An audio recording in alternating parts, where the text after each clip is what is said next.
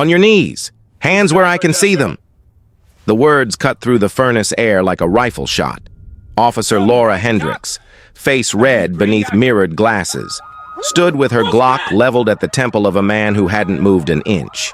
General Marcus Thompson, though she didn't know his name, stood beside his black government SUV on the baking shoulder of I-35, sweat running into his collar. He had pulled over only to fix his encrypted GPS. Now a gun was pointed at his head. Before we go into this story, where are you watching from? Take a moment, subscribe to the channel, and give this story a like. It helps more people hear what justice really sounds like. The heat that day could melt the breath out of a man. 104 degrees. The kind of Texas afternoon where the asphalt rippled like black glass. Thompson's engine was still running, dashboard flashing a red GPS error when Hendricks's patrol car came roaring up behind him. She had seen the black driver, the federal plates, the dark SUV, and made up her mind before she ever stepped out. "Driver, on your knees now!" she barked again, voice cracking through the radio hum. Thompson raised his hands slowly, calm as if walking through a minefield. "Ma'am, I can explain. Don't talk. On the ground," she snapped. He took one step forward, trying to show his palms. But Hendricks was already moving. The steel of her boot slammed behind his knee. Thompson dropped hard, gravel burning his skin through the thin gray t-shirt he wore instead of uniform. The taste of metal filled his mouth. She yanked his arms back and clamped the cuffs tight, so tight they bit his wrists. Then came the cold circle of the gun barrel pressing into his temple. "One twitch, and you're done," she hissed. Thompson didn't fight. He'd been through worse. In Fallujah, in Kandahar, in the silence of Arlington where he'd buried his son. He'd once carried a bleeding Marine 200 yards through enemy fire. But nothing in all his years had prepared him for being treated like this, on American soil, by someone wearing the same flag he'd sworn to protect. His voice came out low, steady. "Ma'am, that vehicle you're touching belongs to the United States Army. Check the plates before you do something you can't undo." But she didn't listen. She was sweating through her uniform, jaw locked, eyes wild. "You think plates mean you can sneak anything across this highway? We've been told about your kind." The words hung in the air. Your kind. Thompson's jaw flexed, but he didn't move. He heard a faint buzzing, then a soft click, the sound of a cell phone camera nearby, down the shoulder. A teenage boy had stepped out of a dusty pickup. His phone raised, recording Jamal Carter, 16 years old, an aspiring journalist from San Marcos High, had been on his way home from summer work. He couldn't believe what he was seeing. A police officer screaming at a calm, older black man, gun to his head, federal plates glinting under the sun. His hands shook as he whispered into the mic. "Live on I-35. Officers got a man at gunpoint. I think he's not doing anything wrong." The feed went live. Within minutes, 100 viewers became 1,000, then tens of thousands. The hashtag I-35 Injustice began to crawl across screens. Thompson, still kneeling in the burning gravel, noticed the boy. His military instinct clicked. He tilted his head just slightly, voice barely above a whisper. "Son, zoom in on her badge, 472. Let the world see." The boy nodded, tears forming in his eyes. Hendricks saw him then, turned like lightning. "Put that phone down," she shouted, advancing, gun swinging in his direction. "Delete that or I'll. Don't you point that at my kid," Jamal's father yelled from the pickup, rushing forward, one hand raised. Hendricks froze. The weapon caught between 3 targets, the boy, the father, and the man still kneeling in the heat. Thompson's voice came again, calm, commanding, like a general briefing a unit before battle. "Ma'am, you're escalating. Step back. Lower your weapon."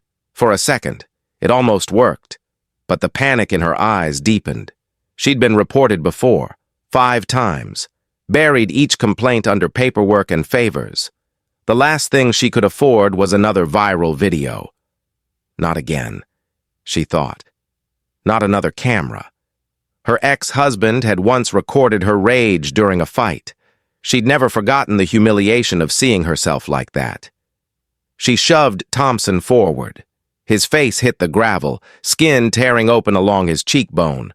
The sound of him hitting the ground sent a collective gasp through the live stream audience. Now over 500,000. "Stop!" Jamal screamed, voice cracking. "You're hurting him!" Thompson blinked, vision blurring from the heat. He remembered another son, another stretch of dirt road. Fallujah, 2004, bullets snapping overhead, the smell of smoke and diesel. Different desert, same hate. He thought. "Ma'am," he said softly, his cheek pressed against the earth.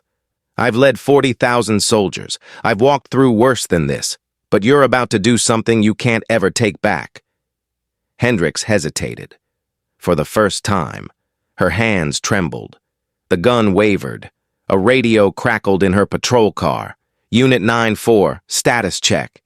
She ignored it. Sweat ran into Thompson's eyes. He turned his head slightly toward the boy. "Keep filming," he whispered. "History is watching." Jamal swallowed hard, tears cutting clean lines through the dust on his face. The camera caught every detail: the barrel against the general's temple, the badge number, the federal license plate. Viewers online began tagging news outlets, senators, military veterans.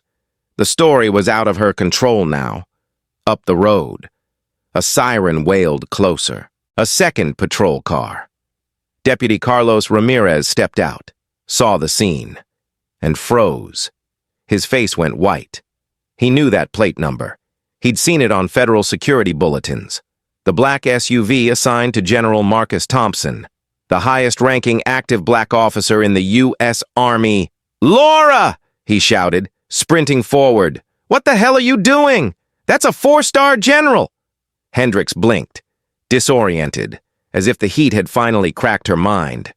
"What are you talking about? He's not!" Ramirez was already unclipping his radio. "Dispatch! Code red! Get the sheriff on the line! We've got a major situation!" Thompson turned his head just enough to speak, his voice hoarse but steady. "Deputy, I'm calling the Pentagon." He shifted his weight, reached slowly toward his front pocket where a small encrypted phone lay beneath his ID badge. Ramirez helped him sit up, his hands shaking as he unlocked the cuffs. Thompson dialed a number burned into his memory. "Major Vasquez," he said, breath controlled. "Code black. Coordinates 29.7211, negative 98.3461, weapon to my head. On the other end of the line, silence for 1 second. Then, understood. Sir, stay down." The sound of helicopter rotors was faint at first, then grew louder, like thunder rolling across the desert. Hendricks backed away, trembling. Her gun slipped from her grip, clattering to the asphalt.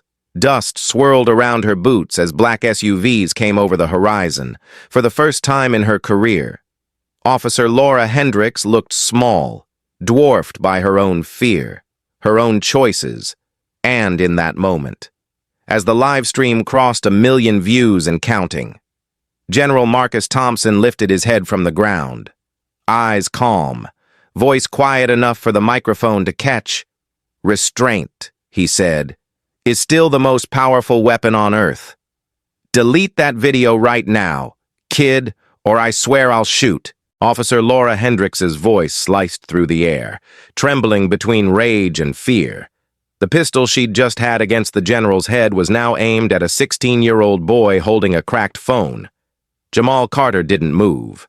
He stood barefoot on the side of I-35, dust coating his ankles, his heart pounding loud enough to drown out the sirens echoing somewhere in the distance. The live stream timer in the corner of his screen read 000428. Almost 500,000 people were watching. Before we go any deeper, where are you watching from?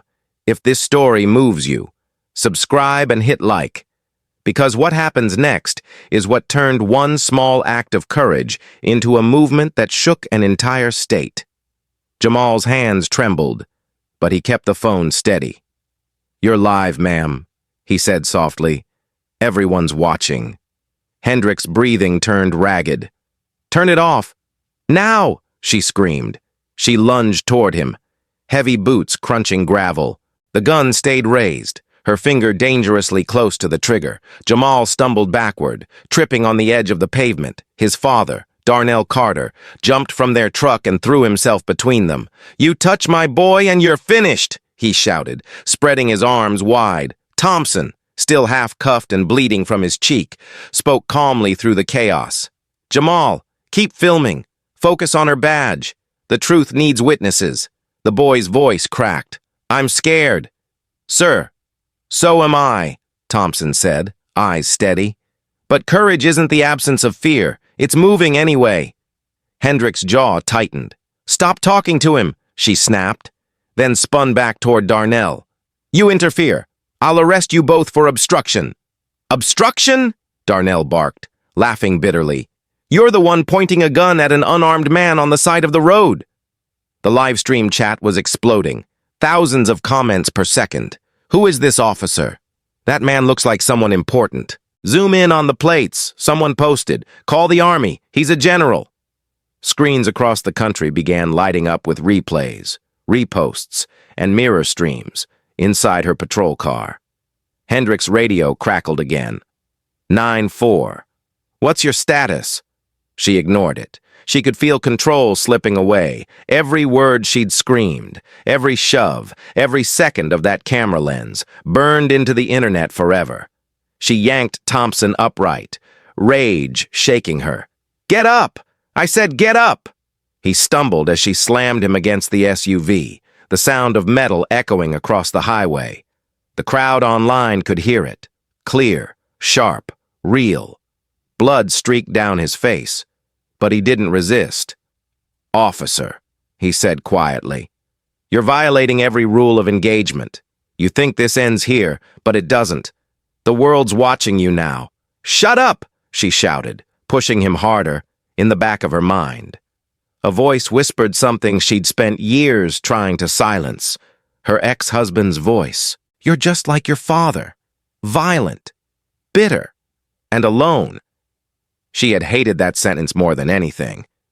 Now, looking at the phone pointed at her, she saw it happening again.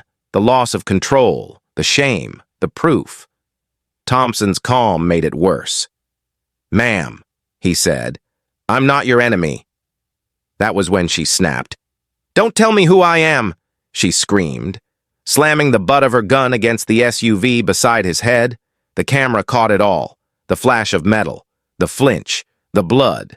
The live stream hit 1 million viewers. News outlets began to mirror it. On one split screen, CNN anchor Wolf Blitzer's voice broke in. "We're following breaking footage coming out of Texas, where an officer has a firearm drawn on what sources say might be a high-ranking military official." Darnell's phone buzzed with notifications. "It's everywhere," he whispered. "Lord help us." At that moment, Deputy Carlos Ramirez's cruiser skidded to a stop, gravel spraying across the shoulder. "What in God's name is happening here?" he shouted, rushing toward them. "Back off!" Hendricks barked. "I've got this handled." Ramirez's eyes went wide when he saw the plate. Black letters, Federal Seal, U.S. Army Identifier. "Laura," he said, lowering his voice, "do you even know who this is?" Another smart mouth trying to get himself shot. She snapped. "That's General Marcus Thompson," Ramirez shouted. 4 stars. Commander of the Central Command Group. You just cuffed the highest-ranking black general in the United States Army." The color drained from her face. "You're lying," she whispered. Thompson straightened slowly, his hands still bound. "He's not." Jamal's live stream zoomed in on the moment, her eyes widening, the trembling hand lowering the gun, the sudden silence broken only by wind. The comments section exploded again. "Oh my God, it's true. That's the general from the Medal of Honor ceremony. This woman's done." Hendricks looked around like an animal trapped in light. I didn't know. He didn't. Why didn't you tell me who you were? Thompson stared at her, voice quiet but unflinching. Because I shouldn't have to. Those 5 words rolled through the live stream like thunder. Reporters clipped it instantly. Millions of people replayed the sentence in slow motion. It became a rallying cry overnight. Ramirez moved to unlock the cuffs, but Thompson raised one hand. Not yet. He said, "Document everything first." He turned to Jamal. "Son, show them the timestamp. Make sure the plates and badge are visible." The boy nodded, zooming in on Hendricks' badge number, 472, her last name, shining clear on the screen. Hendricks stumbled backward, eyes glassy. She reached for her radio. "Dispatch, I need." Ramirez cut her off. "You need to stand down. Officer, I'm calling the sheriff." "You'd better," he said, his voice hardening, "because in about 5 minutes, half the Pentagon's going to be calling him too." The boy's father helped Thompson to his feet. "Sir, you okay?" Thompson nodded faintly. "It's not me I'm worried about." Within seconds, his phone was in his hand. "Major Vasquez," he said into the receiver. "We have a problem." As he spoke, the live stream audience watched in silence. His voice was calm, disciplined, the same tone he'd used to lead soldiers through gunfire. Code Black, coordinates 29.7211, negative 98.3461, weapon drawn on federal personnel. Then he hung up. "Who was that?" Ramirez asked. "The Pentagon." Thompson said simply. Hendricks took a shaky step backward. You called the Pentagon?" Thompson didn't answer. He turned his gaze toward the boy. "Jamal, keep that camera steady." The faint whir of helicopters was already rolling through the heat. The live stream chat went wild. "That's military response. They're coming for her. This is history right now." Hendricks lowered her weapon, the weight of realization pressing into her chest like concrete. "I didn't mean. You meant every second," Thompson said, his voice still steady. "That's the problem." The heat shimmered off the asphalt as dust began to rise from the horizon. Black SUVs in formation. The unmistakable sound of rotor blades closing in. Jamal's camera captured Hendricks' face in that moment. Sweat streaking down her temples, tears she couldn't hide. The dawning horror of what she had done. The chat slowed for a full minute. The world watched in silence as the camera stayed on her. Then Thompson's voice, calm and heavy with authority, broke through the static. "History doesn't need more hate," he said. "It needs witnesses brave enough to tell the truth." Jamal wiped his eyes, whispered to his viewers, "We're witnessing it right now. By the 10-minute mark, the live stream hit 1.2 million views, and in those few breathless moments before the helicopters landed, Texas and the nation had already changed. Code Black confirmed, coordinates locked, air assets inbound." The voice on the other end of the line was sharp, calm, and cold as steel. Major Elena Vasquez didn't ask questions. She didn't need to. The moment General Marcus Thompson spoke those words, the Pentagon's crisis protocol came alive. Satellite eyes, encrypted channels, and unmarked vehicles already moving before he ended the call. Before we continue, take a second, subscribe, and tell me where you're watching from. What happens in these next 18 minutes is the kind of truth no movie could invent. The desert wind pressed against the highway like a furnace. Dust devils twisted across the shoulder while the sun began to sink behind the low Texas hills. General Thompson lowered his phone, wiped a line of blood from his cheek, and turned toward Officer Laura Hendricks. Her hand was still shaking, the Glock now dangling loosely at her side. Deputy Ramirez stood between them, breathing hard, his own radio crackling with overlapping voices. "Laura, listen to me," he said, eyes locked on her weapon. "You need to put that gun down. Now." She shook her head, still trapped between denial and dread. They can't send the military for this. It's just a stop. Thompson's voice cut through the heat, even and level. This isn't a stop anymore. It's an international incident with a live feed. The boy, Jamal, still held his phone high. The stream hadn't stopped. A small red circle blinked in the corner. 1.4 million viewers. The entire world was watching the countdown, inside the Pentagon. Alarms were silent but constant. A large digital map marked the coordinates in red. Vasquez stood beside a cluster of uniformed officers as Data scrolled down her tablet. "Deploy Quick Response Unit Delta," she ordered. "ETA 18 minutes. Maintain visual confirmation." Back on I-35, a low rumble began to tremble through the air. Not helicopters yet. Engines, heavy ones. Ramirez turned to Thompson. "Sir, what's going to happen when they get here?" "They'll secure the site," Thompson said. "And they'll ask for her badge." Hendricks stared at him like he'd just pronounced her sentence. "You can't. You don't have that kind of authority." He met her eyes. "Ma'am, I don't need authority. I have accountability. That's what you forgot." Ramirez's radio blared again. "Comal dispatch to Unit 94. Confirm code black. Be advised. Multiple federal signals are converging on your location." He exhaled slowly. They know. The camera caught everything. The red sunset spreading across the highway. The trembling officer.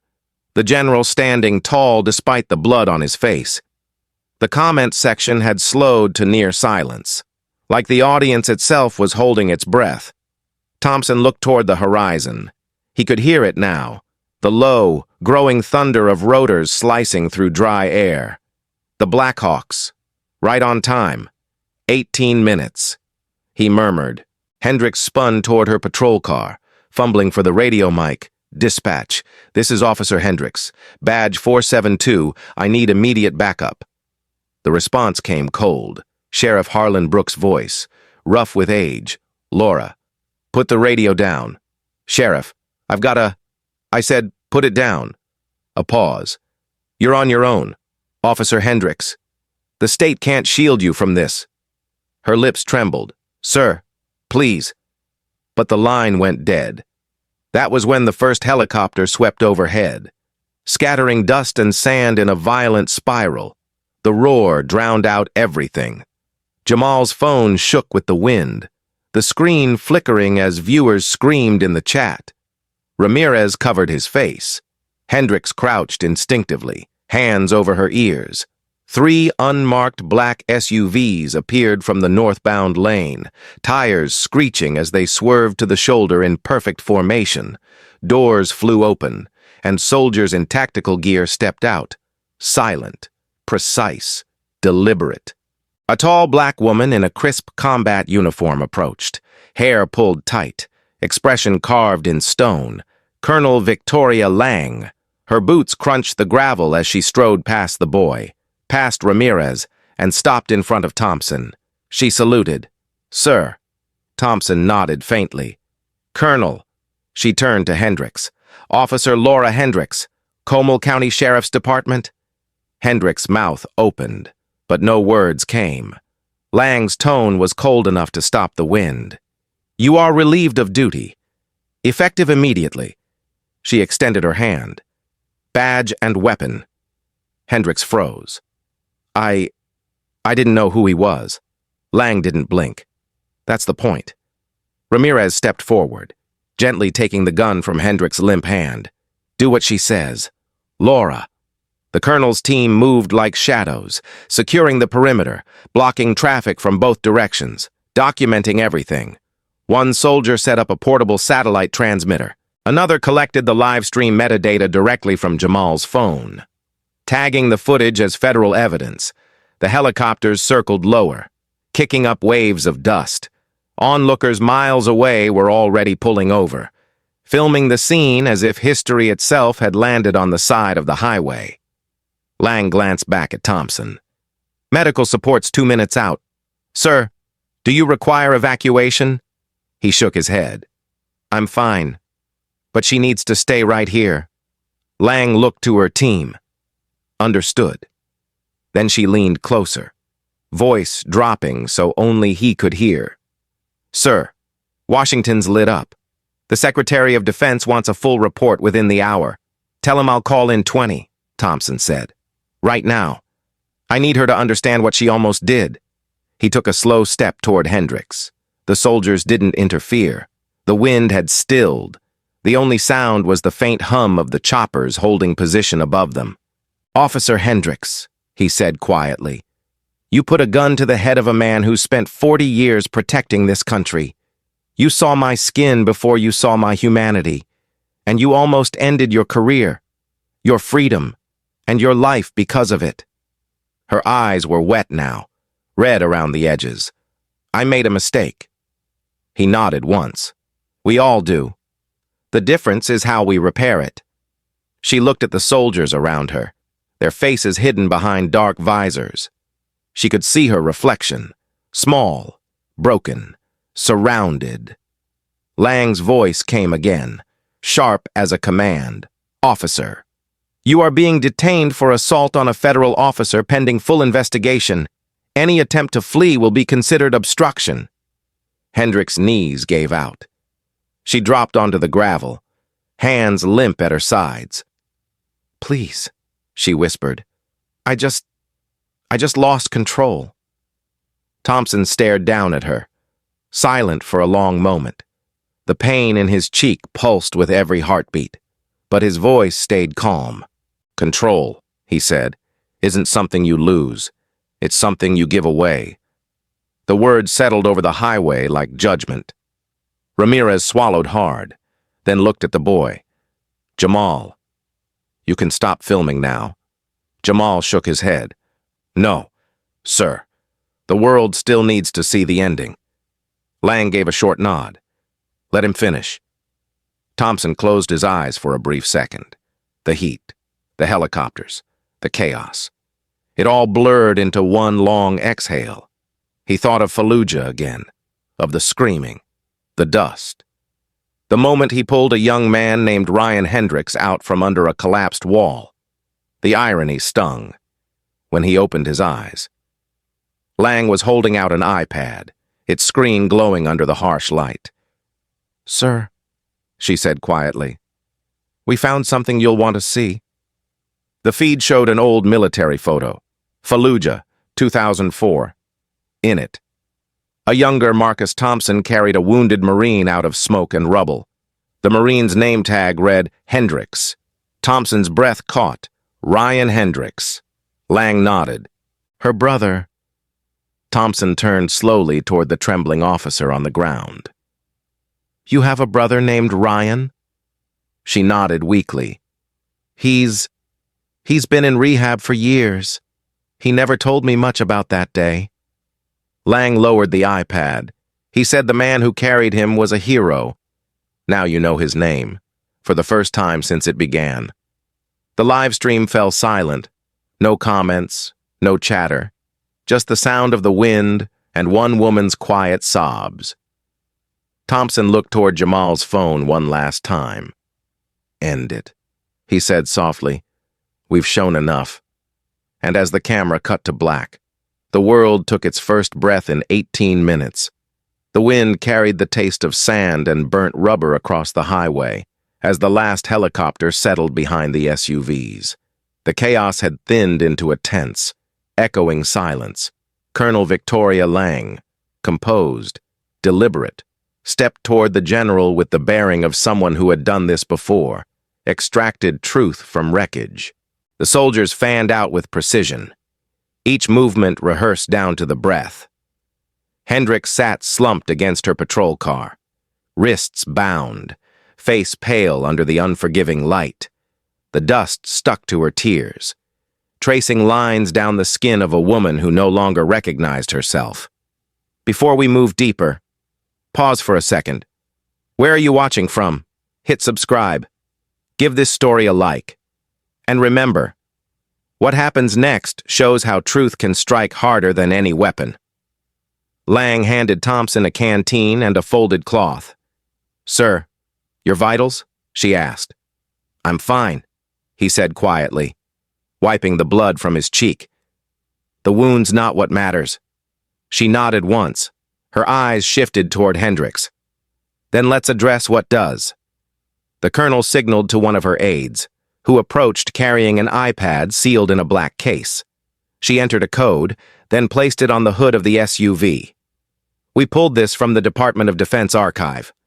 She said, "Before we proceed, you should both see it." Hendricks' voice cracked. "I don't understand. What is this?" Lang's tone was clipped. "Military. A photograph, dated November 7th, 2004. Fallujah, Iraq." The screen flickered to life. The image filled it. A younger Marcus Thompson in desert camouflage, sweat and soot covering his face, carrying a wounded Marine through a haze of orange smoke. The wounded man's uniform was shredded, his leg wrapped in a field tourniquet. His name patch read, Hendricks. Thompson froze. He remembered the heat of that moment, the blast that tore through the Humvee column, the screaming, the rubble. He remembered crawling through twisted metal to pull that young Marine out while mortars fell like thunder. "Ryan," he whispered. Lang turned toward Hendricks. "That man you just threatened at gunpoint saved your brother's life." Hendricks stared at the image, her mouth open, trembling. No, that can't be. He never told me." Lang's voice softened just a fraction. "He didn't need to. He carried the scar so you wouldn't have to." The officer's knees buckled. She dropped into the dust, staring at the screen as if it were a mirror reflecting everything she'd tried to bury. He said someone pulled him out, but he never said the name. He called him the giant from Louisiana. He said he saw light when everything went dark. Thompson's voice was calm, stripped of anger. That light was a flashlight taped to my helmet. He looked at her. This broken figure who, hours earlier, had pressed a gun to his skull. He was barely 21, he said. "Sir, my sister's a cop. She'll be proud I served." I told him to hang on to that. Her sobs came out sharp, uneven, like something cracking open from the inside. "He never told me it was you. He never said." Lang watched silently, her arms folded, her face unreadable. The soldiers nearby had turned their heads away, giving the moment the reverence of a battlefield prayer. Thompson took a slow step closer, his boots crunching against the gravel. "Officer Hendricks," he said, "I dragged your brother 200 yards through a street of fire. I lost 2 men doing it. And today, you nearly killed me without ever asking my name." She looked up at him, eyes red, voice hoarse. "I didn't mean to." He interrupted gently. "Intent doesn't undo consequence. You judged me by the color of a face your brother once thanked God for seeing through smoke." Her voice broke completely. "I was angry. At everything. At my life. At him leaving. At my ex. At this job. I took it out on anyone who looked like him." Lang's gaze hardened again. "And that's how prejudice works. It hides behind pain until it becomes law with a gun." The colonel turned to Thompson. "Sir, the Secretary of Defense has ordered full documentation of this incident. I've already secured a federal warrant for her body cam footage. Though she appears to have disabled it, we'll restore the data." Thompson nodded slowly. "Do it. Every second matters, not for revenge, for record." He turned back to Hendricks, who was now on her knees in the dirt. "Do you know what restraint costs?" he asked quietly. 40 years in uniform taught me one truth. Real power is choosing not to strike back when you can." She looked up, voice small. "Why didn't you just tell me who you were?" "Because I shouldn't have to," he said. "Respect shouldn't depend on a rank." Lang stepped closer, placing the iPad down beside Hendricks. "Your brother wrote a letter to the man who saved him." She said, "It was never delivered. The military found it during record review. He said he wanted to thank the soldier who gave him back his life. You might want to read it." The colonel unfolded a printed page and read aloud. "Sir, I don't know your name, but I owe you mine. If you ever meet my sister, tell her forgiveness is the hardest medal to earn. Semper Fi. Hendricks' head dropped, tears hitting the gravel. She whispered through them. He said forgiveness. He said that word. Thompson exhaled slowly, then started earning it. Lang gave him a small nod. Sir, medical team's ready. We'll escort her back to base for processing. He looked toward the sky, now streaked with orange light. No, he said softly. Let her stay for 1 minute. Let her understand what this moment means. The colonel hesitated, then gestured to her team to hold position. The highway had emptied. Even the wind seemed to pause. Hendricks lifted her head. What happens to me now? She asked. You face the truth, Thompson said. The same truth your brother faced in the desert. You survive it, or you change because of it. Lang's radio buzzed. Colonel, Austin Media is reporting live. The footage has been verified by the Department of Defense. Public response is escalating statewide. Copy that, Lang said quietly. It's already out. Thompson looked toward the teenage boy who had filmed everything. Jamal, he said.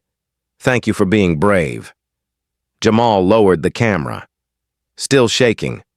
Sir, I didn't know what else to do. You did enough, Thompson replied. You showed the world what words alone can't. Lang turned back to Hendricks. Officer, by order of Federal Command, you are suspended without pay pending full review. Your weapon and badge will remain in evidence.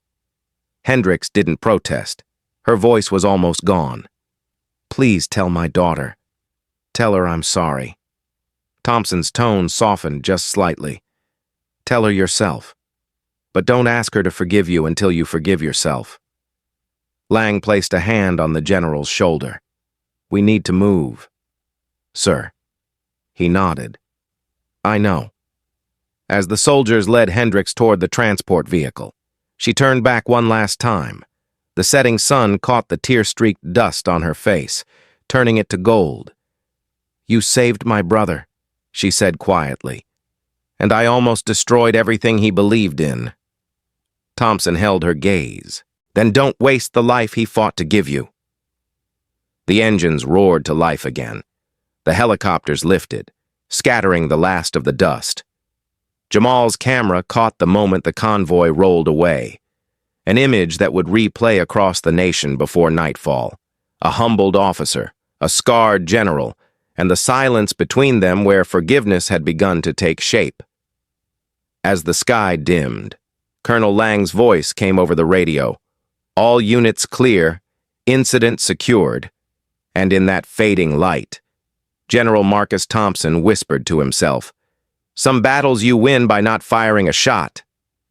The evening sun was bleeding into the horizon when Sheriff Harlan Brooks's cruiser pulled up behind the convoy. He stepped out slowly, his gray hair stirring in the rotor wash, his expression carved in disbelief. The sight before him. Federal officers. Military command. A woman he'd once mentored sitting cuffed in the dirt. Was something he'd prayed he'd never have to face.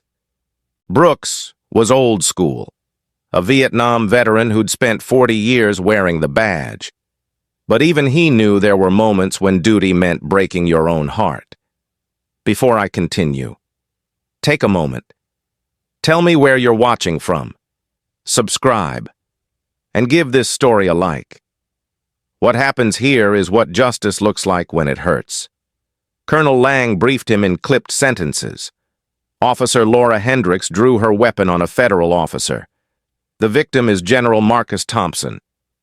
Brooks closed his eyes. Dear God. He walked toward her. Hendricks couldn't meet his gaze. Her face was swollen from crying, her hands still trembling from adrenaline. Sheriff, she whispered. I didn't know who he was. That's not the point, he said, his voice low and steady. You knew what you were doing. You've had 5 complaints buried because I gave you one more chance. But this time, Laura, there's no paper to hide behind. Her lips quivered. Please, sir, Let me explain. He held out his hand. Badge. Gun. The moment stretched thin and silent. She stared at him, realizing the weight of those two words meant more than any verdict could. Slowly, she unclipped the silver badge from her chest and placed it in his palm. Then, trembling, she handed over her Glock. The wind caught her hair as she whispered, "I never meant for it to go this far." Brooks looked down at the items in his hand, the same badge she'd sworn over 15 years ago. He remembered when she'd pinned it on. Her brother standing beside her in uniform, proud and smiling. Now, that memory felt like a cruel echo. "Laura," he said quietly, "you dishonored everything this badge stands for."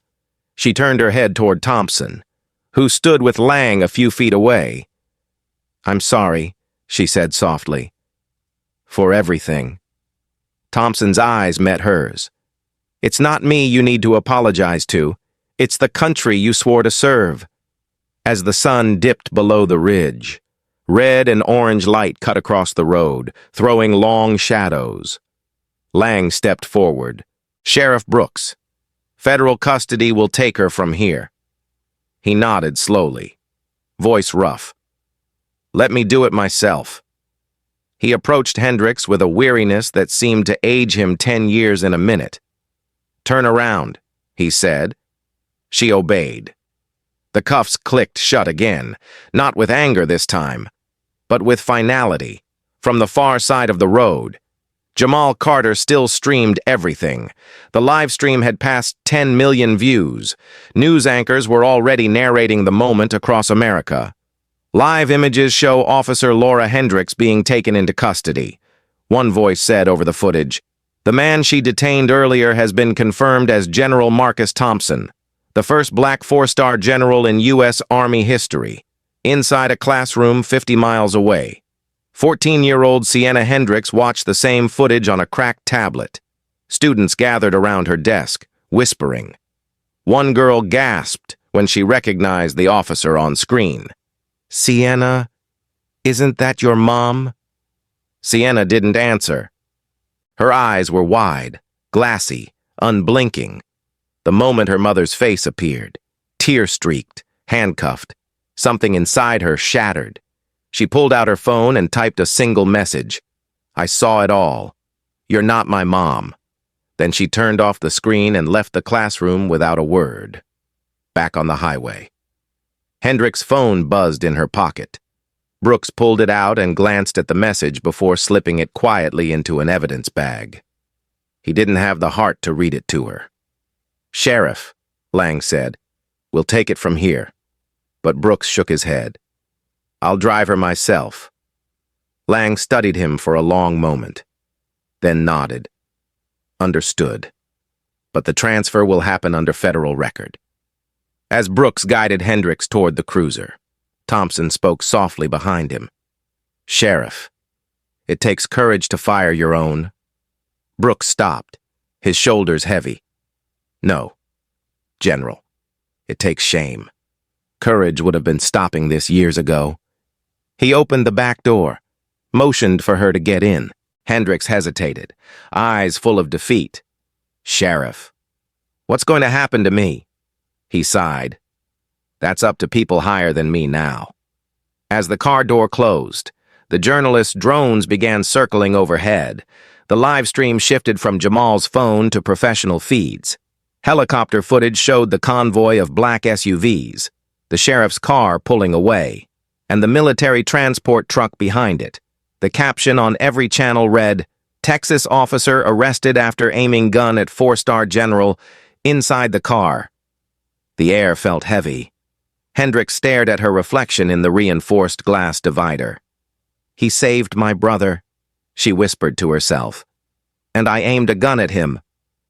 Brooks didn't respond. The road hummed beneath the tires as they pulled away from the scene. Back at the command post, Lang's phone buzzed with breaking alerts. CNN, BBC, Fox, all looping the same headline, the clip of Hendricks screaming, "On your knees," had already been replayed over 10 million times. The Pentagon had issued a statement confirming the general's safety and the initiation of a federal review of racial profiling cases across Texas law enforcement agencies. Thompson stood beside the SUV. Watching the sun disappear, Jamal approached timidly. "Sir," he said, "I just wanted to say, I didn't mean to cause all this." Thompson turned to him, eyes softened by fatigue and gratitude. "You didn't cause it, son. You revealed it." He placed a steady hand on the boy's shoulder. "You showed the world what happens when silence breaks." The boy nodded, wiping his face. "My dad says you're a hero." Thompson gave a faint, tired smile. "Heroes don't like hearing that word. We just do what has to be done." Lang joined them, her voice calm but firm. "Sir, the footage has been authenticated. The governor's office is requesting a briefing. The Attorney General is on standby." Thompson looked out over the horizon, where the lights of Austin flickered faintly in the distance. "Then we make it count," he said. "This can't end as another scandal. It needs to start something." Lang nodded. "Understood. In a motel off I-35, 50 miles north." Sienna sat on her bed, the room lit only by the glow of the TV. The reporter's voice filled the silence. "Tonight, the video that shocked the nation has surpassed 10 million views. The suspect, Officer Laura Hendricks, is in custody pending investigation. Sources say her daughter watched the incident live." Sienna pulled the blanket around her shoulders, tears sliding silently down her face. "She told me cops protect people." She whispered. She lied. Meanwhile, back at the Comal County Sheriff's Office, the night shift clerk looked up as Brooks walked in, his face pale and tired. He handed over the evidence bag and sighed. "Book her under federal transfer," he said. When Hendricks stepped inside the holding area, she could still hear the faint echo of helicopters outside. The walls smelled of bleach and regret. She turned toward Brooks as he signed the paperwork. "Sheriff," she said softly, "do you think people can change?" He looked up, his eyes heavy. "Yes," he said, "but not until they stop pretending they were right." He turned away, leaving her alone in the sterile room, her own breathing the only sound. At 8:17 p.m., the major networks cut to a live update. Wolf Blitzer's voice filled millions of homes. Tonight, a shocking video out of Texas has ignited national outrage. The footage shows an officer pointing a gun at four-star General Marcus Thompson during what appears to be a routine stop. The Department of Justice confirms a federal civil rights probe is now underway, as Brooks drove home in silence. His radio played the coverage. The words, "historic reform" and "national reckoning" drifted through the static. He glanced at the sky and murmured to himself, "We've been needing this for a long time." And across the nation, screens flickered with the image of a badge being handed over at sunset. A single moment that told a story older than any headline. How power collapses when truth stands still.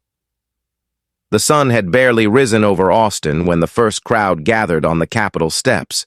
At first, there were only a few dozen, students, veterans, pastors, but by noon, the plaza was packed shoulder to shoulder, 12,000 strong. Signs waved above the heat.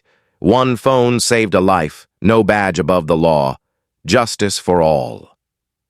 The sound of chanting rolled through the city like thunder, echoing off glass towers. It had been just 48 hours since Jamal Carter's live stream, and the world had already turned. Before we continue, take a moment, subscribe, and tell me where you're watching from.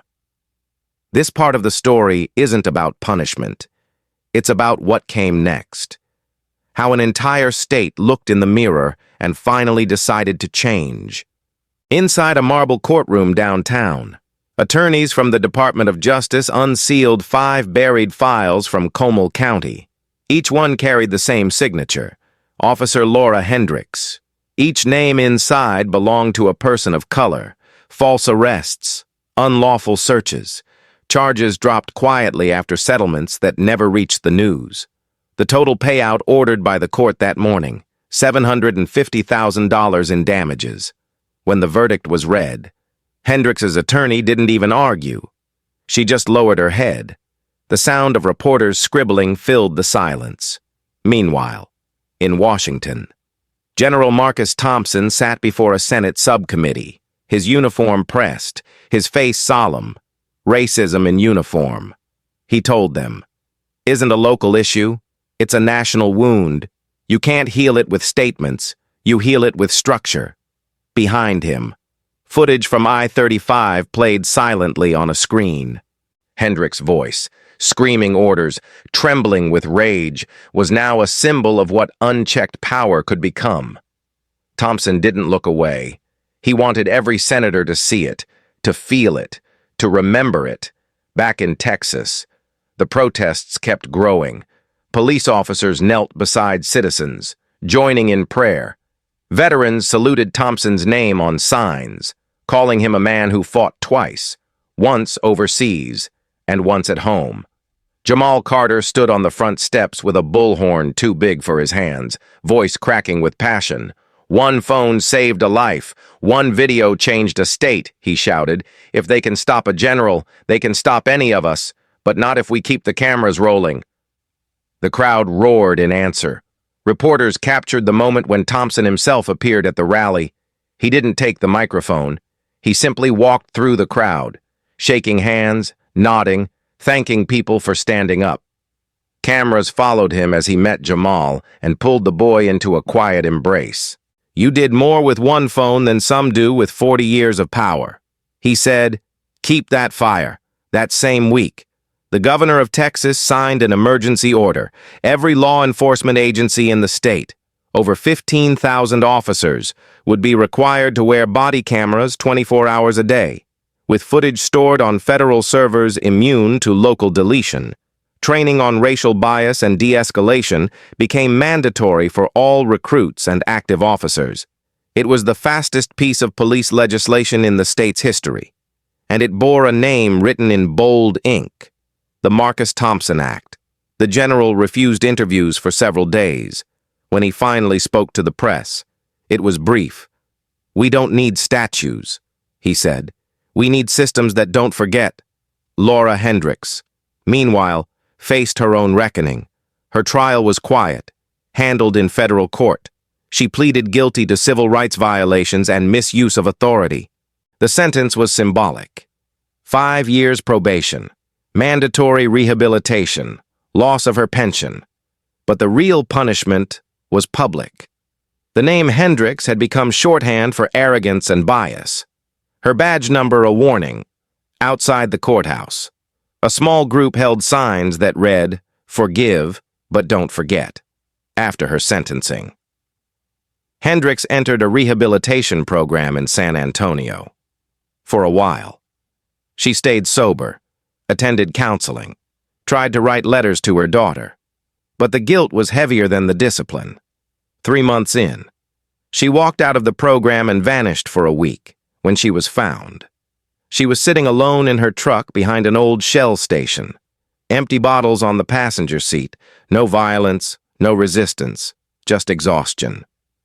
The federal agent who approached her later said she looked like someone who'd already served a life sentence in her mind, while Hendricks faded into obscurity. Thompson's influence grew beyond the military. He launched the Marcus Thompson Fund, a $2 million scholarship program for the children of racial profiling victims. The first check went to Jamal Carter, whose live stream had changed everything. It would cover his tuition at Harvard, where he planned to study journalism.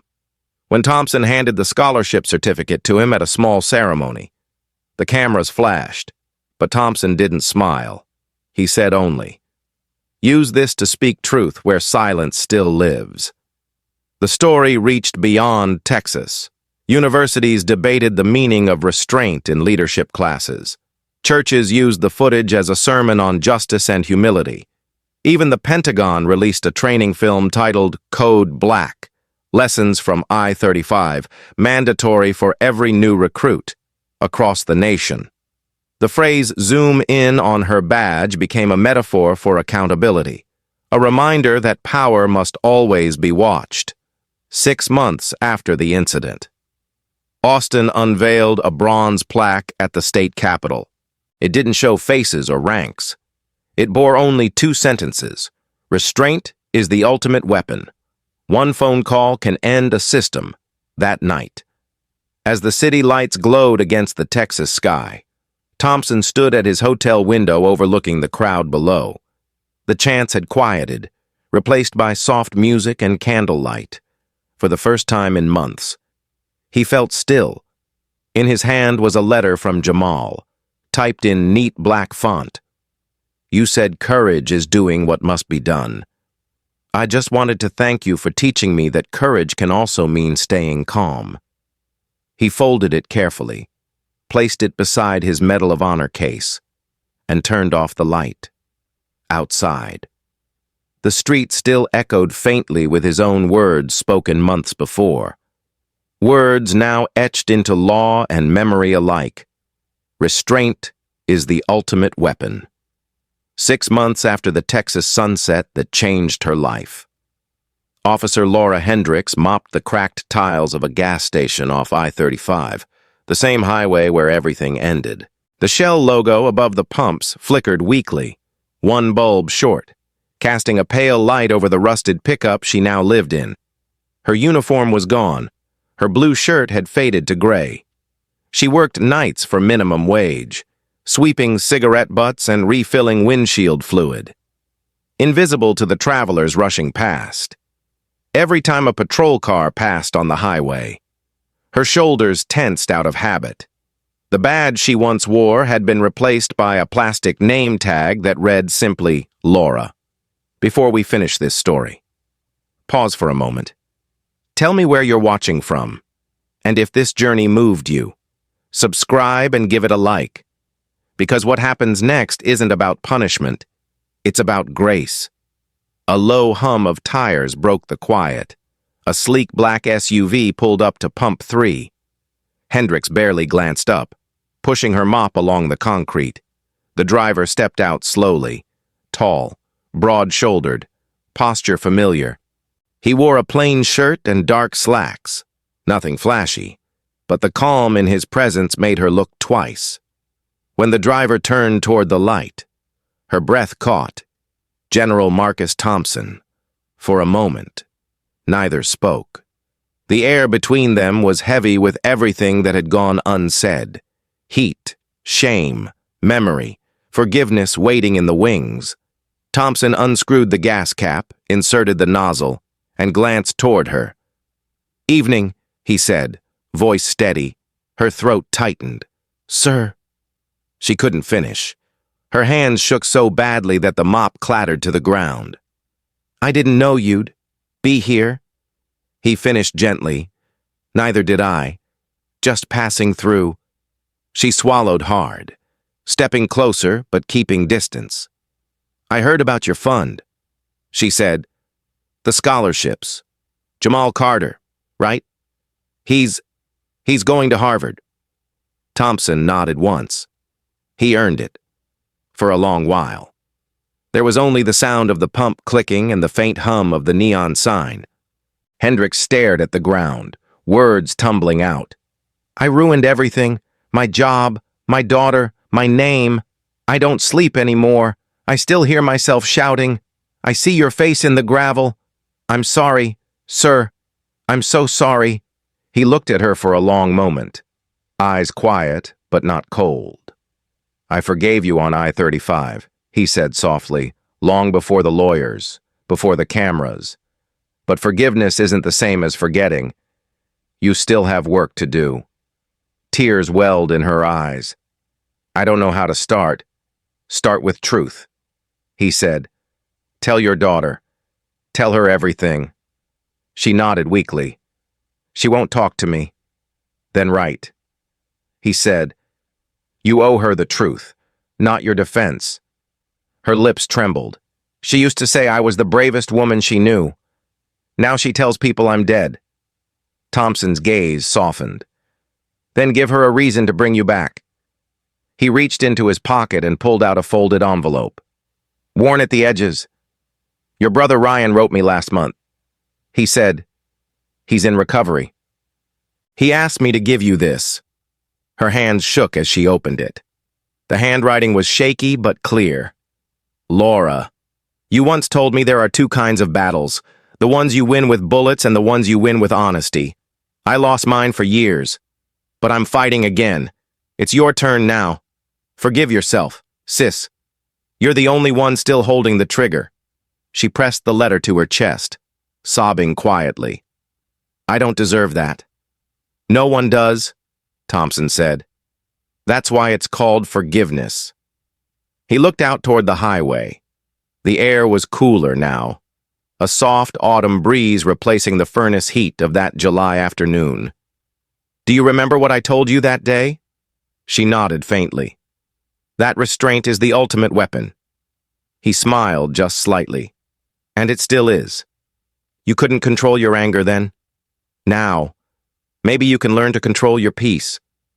They stood in silence for a while.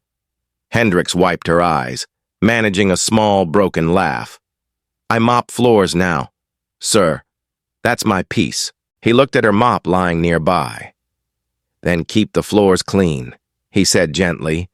Someone has to.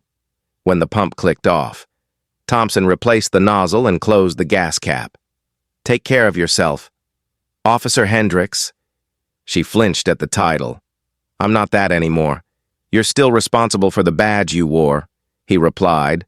That doesn't end with the uniform. As he turned to leave, she stepped forward. General, do you think redemption's real? He paused at the driver's door, the glow of the station lights reflecting off his face. It's real, he said quietly, but it's not a feeling. It's a lifetime. He gave her a small nod, then drove off into the night. The taillights faded into the horizon until they were swallowed by darkness. Hendricks stood alone under the flickering neon, clutching the letter to her chest. For the first time in months, she didn't feel the need to run. Across the state, life was changing in visible ways. The Marcus Thompson Act had gone into full effect. Every officer now wore a live body cam connected to a state server. In training rooms across Texas, recruits watched the footage from I-35 as a lesson in humility. Schools invited Jamal Carter to speak about journalism and truth. He told them, a camera doesn't change people. Accountability does.